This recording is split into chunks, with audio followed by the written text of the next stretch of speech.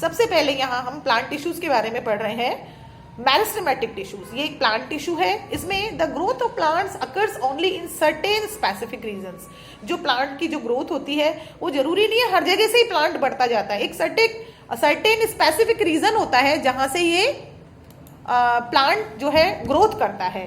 This is because the dividing tissue also known as meristematic tissues. जो dividing tissues होते हैं जहां की ग्रोथ स्टार्ट होती है उन टिश्यूज को वो क्या बोलते हैं, मेरिस्टेमेटिक टिश्यूज बोलते हैं। Meristematic tissues is located only at these points. Meristematic tissues उसी पॉइंट्स पर पाए जाते हैं जहां की ग्रोथ होती है प्लांट्स की। Depending on the region where they are present, meristematic tissues are classified as apical. इनको मेरिस्टेमेटिक टिश्यूज को एपिकल टिश्यू भी कहा जाता है। एपिकल, लेटरल एंड इंटरकैलरी, तीन तरह के होते हैं meristematic tissues. New cells produced by meristem are initially like those of meristem itself, but as they grow and mature their characteristics slowly change and they become differentiated as components of other tissues।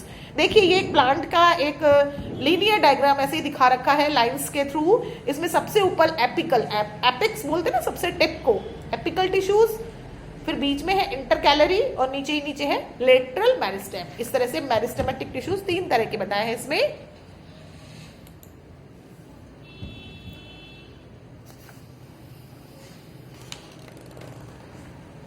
Cells of meristematic tissues are very active. They have dense cytoplasm. Meristematic tissues जो होती हैं वो बहुत active होती है, growth करती है naturally और उनमें बहुत डेंस साइटोप्लाज्म पाया जाता है। Thin cellulose walls and prominent nuclei, मतलब बाकायदा प्रोमिनेंट न्यूक्लियाई ना दिखता हुआ न्यूक्लियाई, बाकायदा क्लियर न्यूक्लियाई होता है इसमें। दे लैक वैक्यूल्स, इनमें वैक्यूल्स नहीं पाई जाती हैं। Can we think why they would lack vacuoles? You might want to refer to the functions of vacuoles in the chapter on cells. Vacuoles नहीं पाई जाती क्योंकि इसमें डेंस साइटोप्लाज्म होता है, इस वजह से इसमें वैक्यूल्स नहीं पाई जाती हैं। अब है मेरिस्टेमेटिक टिश्यूज के बाद आता है परमानेंट टिश्यूज। ये हम प्लांट का ही पढ़ रहे हैं, permanent tissues. What happens to the cells formed the meristematic tissues. अब जो मेरिस्टेमेटिक टिश्यूज से जो सेल्स बन चुकी हैं उनका क्या होता है? They take up a specific role and lose the ability to divide. अब वो धीरे धीरे एक सिचुएशन ऐसी आती है कि वे एक स्पेसिफिक शेप ले चुकी होती है और अब उनका डिवाइड होना बंद हो जाता है। As a result they form a permanent tissue. As a result वो क्या बनाती है? एक परमानेंट टिश्यू बना लेती है। This process of taking up a permanent shape, size and a function is called differentiation. Differentiation leads to the development of various types of permanent tissues. अब उनमें ग्रोथ होने की बजाय डिफरेंशिएशन स्टार्ट हो जाता है। डिफरेंशिएशन स्टार्ट हो जाता है। अब ये परमानेंट टिश्यूज जो होते हैं इनमें भी देखिए कितने तरह के होते हैं। एक होते हैं सिंपल परमानेंट, एक होते हैं कॉम्प्लेक्स परमानेंट। सिंपल परमानेंट में क्या है? Few layers of cells beneath the epidermis are generally simple permanent tissues. Parenchyma is the most common simple permanent tissue. It consist of relatively unspecialized cells with thin cell walls. They are living cells. They are usually loosely arranged. Thus, large spaces between cells are found in this tissue. This tissue generally stores food in some situations. It contains chlorophyll and perform photosynthesis. And then it is called chlorenchyma. Chlorenchyma क्यों कहा जाता है? क्योंकि इनमें chloroplast पाया जाता है ये वाली सेल्स में, और क्लोरोप्लास्ट पाया जाता है इसीलिए ये फोटोसिंथेसिस करती है। आपको पता है फोटोसिंथेसिस के लिए क्लोरोप्लास्ट की जरूरत होती है। In aquatic plants large air cavities are present in parenchyma to help them float. Such a parenchyma type is called aerenchyma. अब जो प्लांट्स वाटर प्लांट्स होते हैं उनमें बड़े बड़े एयर कैविटीज पाई जाती है, इसलिए इस तरह के पैरेन्काइमा को क्या बोला जाता है? एरेन्काइमा बोला जाता है। The flexibility in plant is due to another permanent tissue, collenchyma। एक तो हो गया अपना क्लोरेनकाइमा जहां क्लोरोप्लास्ट पाए जाते हैं, एक हो गया अपना कॉलेनकाइमा। एरेनकाइमा हो गया एक, अब हो गया अपना क्लोरेनकाइमा। इसमें क्या है?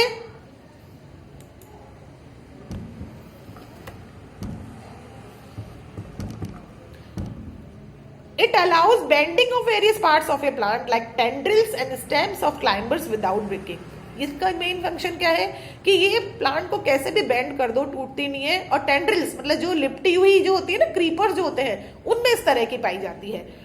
It also provides mechanical support We can find this tissue in leaf stalks below the epidermis. The cells of this tissue are living, elongated and irregularly thickened at the corners. There is very little intercellular spaces. बहुत ही कम intercellular spaces पाए जाते हैं. देखो ये सब दे रखे हैं, A, B, C, D तीनों में दे रखी है. इंटरसेलुलर स्पेसिस है इसमें wall thickened, nuclei, vacuole, cell wall, thick lignified, narrow. इसमें देखिए कौन कौन सी है, ये पेरेनकाइमा, ये कॉलेनकाइमा, ये स्क्लेरेनकाइमा और ये स्क्लेरेनकाइमा. ये इसका ट्रांसफर सेक्शन है. बस ये सी जो है, सी का 2 पार्ट जो है. ये another type of permanent tissue is sclerenchyma. तो परमानेंट टिश्यूज में 3 तरह के हो गए. एक तो हो गया क्लोरेनकाइमा, एक हो गया अपना कॉलेनकाइमा और एक हो गया स्क्लेरेनकाइमा. 3 तरह के हो गए ये. It is the tissue which makes the plant hard and stiff. We have seen the husk of coconut. कितना हार्ड होता है ना, हस्क ऑफ कोकोनट जो होता है वो बहुत हार्ड होता है. तो the cell of this tissue are dead. They are long and narrow as the walls are thickened due to lignin. Often these walls are so thick that there is no internal space inside the cell. This tissue is present in stems, around vascular bundles, in the veins of leaves and in the hard covering of seeds and nuts. It provides strength to the plant parts. ठीक है ना, hard होता है इसलिए ये strength देता है. अब what you observe is the outermost layer of cell called epidermis. The epidermis is usually made of a single layer of cells. In some plants living in very dry habitat, the epidermis may be thicker since protection against water loss is critical. जहां बहुत कम पानी है वहां epidermis से water loss कम होता है, इसलिए वो एकदम हार्ड होती है, उनपे कम पोर्स पाए जाते हैं. The entire surface of a plant has an outer covering epidermis. It protects all the parts of the plant. Epidermis cells on the aerial part of the plant often secrete a waxy water resistant layer on their outer surface. This aids to protection against loss of water, mechanical injury and invasion by parasitic fungi, since it has a protective role to play. मतलब कोई बाहर से कोई इसके कोई parasite नहीं लग जाए, कोई खराब नहीं हो जाए, कोई इसके डिजीज नहीं लग जाए, इसलिए ये जो इसकी एपिडर्मिस जो बाहर की लेयर होती है इसको प्रोटेक्ट करती है. Cells of epidermal tissue form a continuous layer without intercellular spaces. Most epidermal cells are relatively flat. Often their outer and side walls are thicker than the inner wall. We can observe small pores here and there in the epidermis of the leaf. These pores are called stomata. आपको तो पता ही है ना stomata कहाँ पाए जाते हैं, leaves पे, लीव्स की लोअर सरफेस पे पाए जाते हैं स्टोमेटा, पता है ना आपको. These pores are called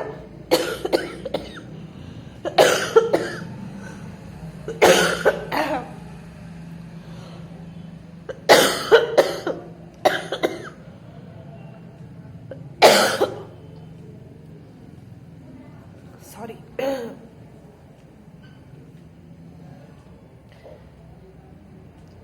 stomata are called guard cells. Are enclosed by 2 kidney shaped cells called guard cells. Stomata के दोनों तरफ किडनी की शेप की सेल्स पाई जाती है, इनको गार्ड सेल्स कहा जाता है. They are necessary for exchanging gases with the atmosphere. Guard cells का मेन फंक्शन होता है गैसेस का एक्सचेंज करना, मतलब उनको कार्बन डाइऑक्साइड तो लेते हैं और ऑक्सीजन रिलीज करते हैं. Transpiration, loss of water in the form of water vapour also takes place through stomata. आपको पता है किसी भी प्लांट से लगातार ट्रांसपिरेशन होता रहता है, पानी जो है वेपर बनकर एटमॉस्फेयर में उड़ता रहता है. इस प्रोसेस को क्या बोलते हैं, ट्रांसपिरेशन बोलते हैं. पता है क्या आपको, नहीं पता ट्रांसपिरेशन का, पता है ना? ट्रांसपिरेशन नहीं पता. आप किसी पेड़ के नीचे जाते हो तो आपको पेड़ के नीचे बहुत ठंडक लगती है क्या? कितनी बहुत तेज गर्मी होती है. किसी गार्डन में जाते हो तो पेड़ के नीचे जाते हैं, आपको ठंडक क्यों लगती है बताओ आप? ठंडक इसलिए लगती है क्योंकि जो प्लांट होता है ना, हाँ, जो प्लांट होता है ना उसकी जो गार्ड सेल्स है ना स्टोमेटा, उनसे लगातार जो वाटर वेपर निकलती रहती है. तो वो क्या है कि वो जैसे जैसे आसपास जितना पेड़ होता है उसके आसपास वाटर वेपर जमा होती रहती है तो वो चीज ठंडक हो जाती है वहां पे. लगातार पानी भाप बनकर उड़ता रहता है एटमॉस्फेयर में। इसलिए अगर किसी भी जंगल में आप जाओगे वहां आपको ठंडक मिलेगी, क्योंकि वहां के एटमॉस्फेयर में वाटर वेपर ज्यादा होती है। ठीक है। Epidermal cell of the root whose function of water absorption commonly being long hair-like parts that greatly increase the total absorption surface area. In some plants like desert plants, epidermis has a thick, waxy coating of cutin on its outer surface. Can we think of a reason for this? In the chapter layer of a branch of a tree, is the outer layer of a branch of a tree different from the outer layer of a young stem? As plant grow older, the outer protective tissue undergoes certain changes. A strip of secondary meristem located in the cortex forms layers of the cell which constitute the cork cell. Cells of cork are dead and compactly arranged without intercellular spaces. They also have a substance called suberin in their walls that makes them impervious to gases and water. मतलब बाहर की जो layer, बाहर का जो protective layer होती है वो कॉर्क की तरह हो जाती है। आपने देखा होगा ना पेड़ों में बाहर जो, जिसको आप नॉर्मल भाषा में उसको वो बोलते हो, छाल बोलते हो, पेड़ की छाल, वो कॉर्क की तरह हो जाती है और वो उसको पेड़ के लिए प्रोटेक्शन का काम करती है, प्रोटेक्टिव टिश्यू कहलाती है। ये है हमारा सिंपल परमानेंट टिश्यू। अब एक complex permanent tissue. Complex permanent tissue दो तरह का होता है प्लांट में। बता सकते हो आप कौन कौन से होते हैं complex permanent tissue? Xylem and phloem, दो होते हैं। जाइलम का फंक्शन क्या होता है? जाइलम का फंक्शन होता है कि प्लांट की जो रूट्स होती है ना, उनसे वाटर मिनरल को एब्जॉर्ब करके लीव्स तक पहुंचाना। लीव्स तक क्यों पहुंचाते हैं? लीव्स तक क्यों पहुंचाते हैं? क्योंकि लीव्स जो होती हैं वो किसी भी प्लांट की फूड फैक्ट्री का काम करती है, वहीं पर ही खाना बनता है सारा। तो जितने भी वाटर मिनरल वगैरह होते हैं वो लीव्स तक पहुंचते हैं। फिर सनलाइट और क्लोरोफिल की प्रेजेंस में वो जो फूड प्रिपेयर होता है, वो फूड पूरे प्लांट के सारे ऑर्गन्स में पहुंचाने का काम कौन करता है? फ्लोएम करता है। आया समझ में? तो जाइलम एंड फ्लोएम, जाइलम का फंक्शन है रूट से सारे वाटर मिनरल को लीव्स तक पहुंचाना, और फ्लोएम का फंक्शन है अपने लीव्स में बना हुआ जो खाना है उसको प्लांट के सारे पार्ट्स में पहुंचाना। तो जाइलम का जो फंक्शन होता है वो यूनिडायरेक्शनल होता है, मतलब एक ही डायरेक्शन में सब के सब लीफ की तरफ ही जाता है सारा खाना। लेकिन फ्लोएम का जो डायरेक्शन होता है वो मल्टी डायरेक्शनल, ऊपर भी जाता है नीचे भी जाता है। खाना जो बना हुआ है, प्लांट का जो खाना बना हुआ है, फूड जो प्रिपेयर हो गया है, वो सारे डायरेक्शन में जाता है, ऊपर भी जाता है, नीचे भी जाता है, रूट में भी जाता है, स्टेम में भी जाता है, इसलिए वो मल्टी डायरेक्शनल कहलाता है। तो ये हमारे होते हैं कॉम्प्लेक्स टिश्यूज। आया नहीं आया समझ में? कॉम्प्लेक्स टिश्यूज समझ में आ गया? कॉम्प्लेक्स टिश्यूज ठीक है? यस है ना? अब आगे वाले उसमें हम एनिमल टिश्यूज पढ़ेंगे। ठीक है?